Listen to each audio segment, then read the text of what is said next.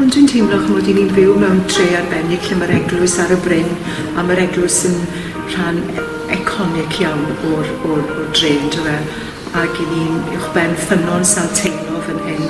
A mae'n deimlad cymwys iawn, dwi'n meddwl, bod ni yn addoli yn y Gymraeg a bod ni'n mewn cysylltiad mewn ffordd gyda'r gwaith sydd wedi cael ei wneud ar hyd y canrifoedd.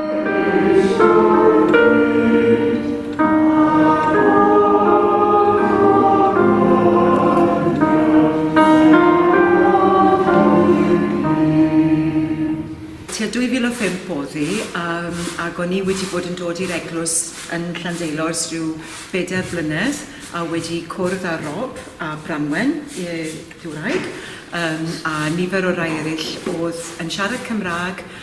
Oedd nifer ohono ni wedi cael yn magu mewn capeli ac eglwysi ac wedi arfer ddod yn y Gymraeg, a teimlo'n fwy cartrefol yn gwneud hynny. Cymraeg yw'n iaith gynta ni a oedd e'n beth naturiol iawn. Ac bersonol o'n i'n hoffi y defodau'r eglwys. Oedd nid yn Saesneg, braidd y fierth.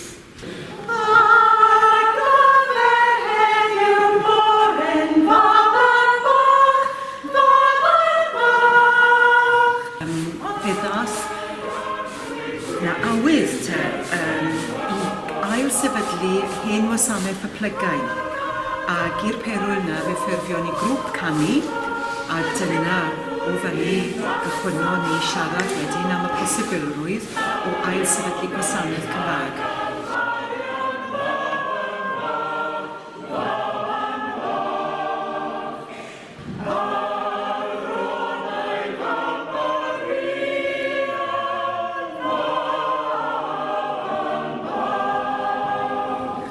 Os oedd yna elfennau o'r Gymraeg yn y gwasanaethau Saesneg yn dod, oedden ni'n cael enyn ac oedden ni'n cael darlleniad, ond dwi'n meddwl o ddod i nabod yn gilydd a hefyd a dod yn ffrindiau, fe sylweddolon ni bod ni'n rhannu yr un awydd.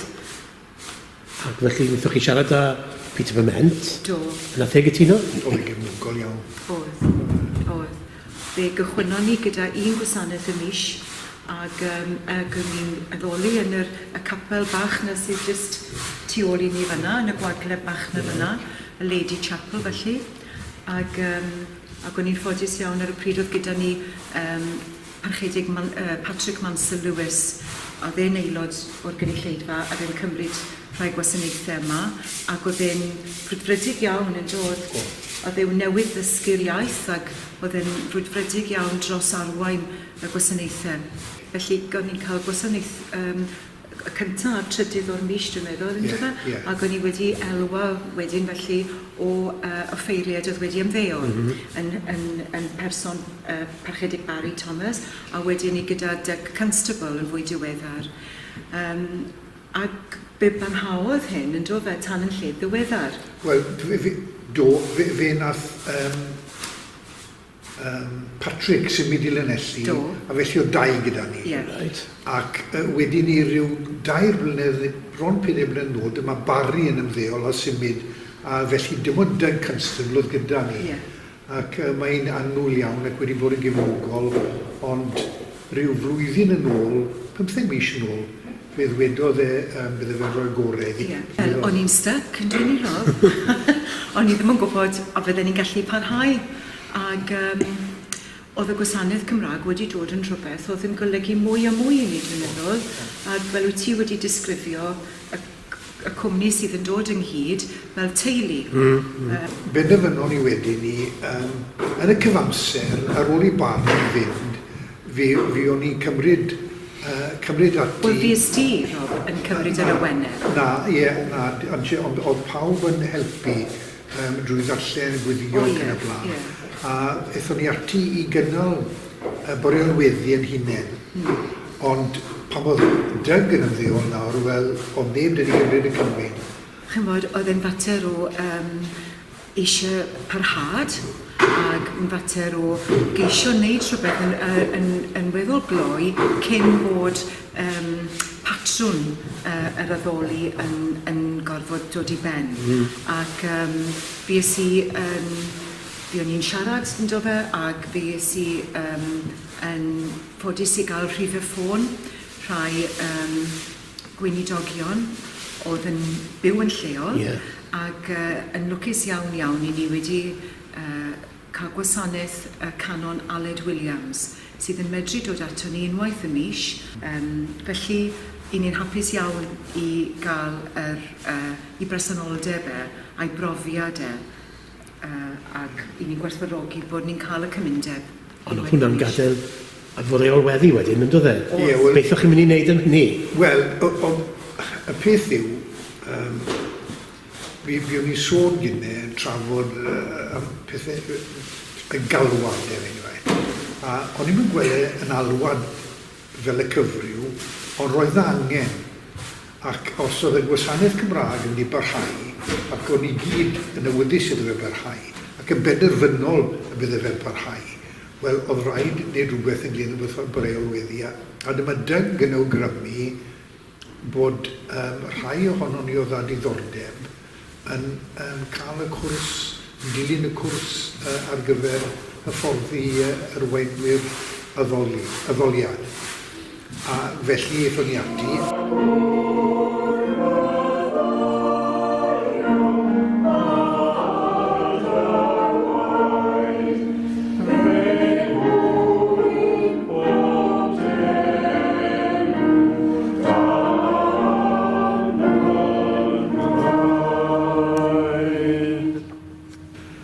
Beth o ffeindiwch chi'r cwrs yn ddefnyddiol, beth wnaethoch chi ennill o wneud y cwrs?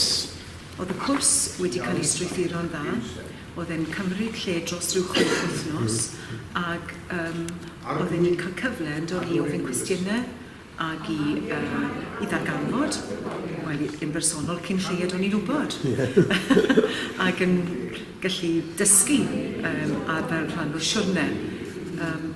A hefyd, felly, oedd na ganlyniad yn dod ar ddiwedd y 6 wythnos.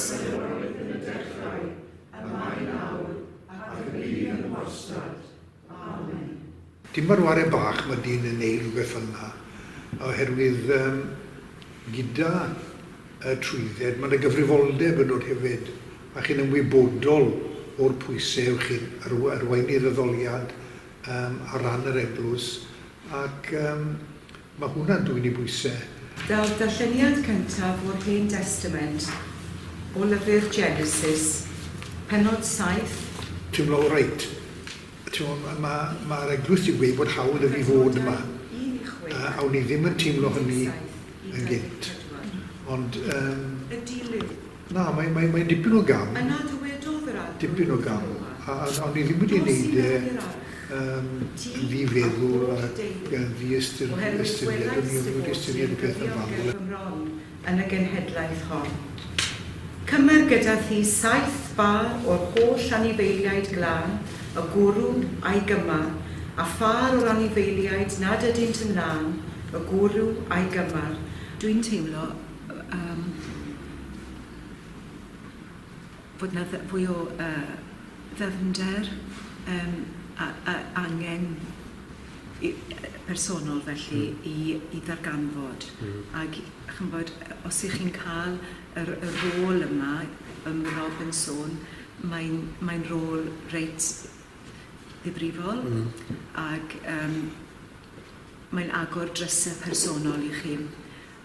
A falle mewn rhyw ffordd, o achos bod yr angen y bwlch na wedi agor, mae rhywun wedi camu i'r adwy, ond heb wybod falle beth bydde yn ychwynebu chi ar y siwrne yna. Ond dim ond pethau da llai ddweud sydd wedi digwydd. Ond os bydde rhywun arall, os ydych chi'n siarad â rhywun sy'n ffeindio hunain yn yr un fath o sefyllfa ac o'ch chi'n ffeindio eich hunain ynddo fe, byddech chi yn eu hannog nhw i fynd i chwilio a gweld falle bod yn alwad gyda nhw i wneud yr un fath o beth i chi'n gwneud. Bendant, yn bendant. Fath bydda nhw'n elw a tipyn ohono fe yn bersonol, a bydd y gynulleidfa yn bendant yn elwa. Mae'n angen, ydw se, mae'n brynder fferadon, mae'n angen bobl i gamu'r adwy ac i wneud i'r rhan, ond bydden ni'n eu hannog nhw yn bendadewch ati. Mae'r arglwydd yma, Mae'r ysbryd gyda ni. gras yn harglwydd Iesu Grist a chariad Duw a chymdeithas yr ysbryd lan, a fo gyda ni wrth yn awr ac yn oes oesoedd. Amen.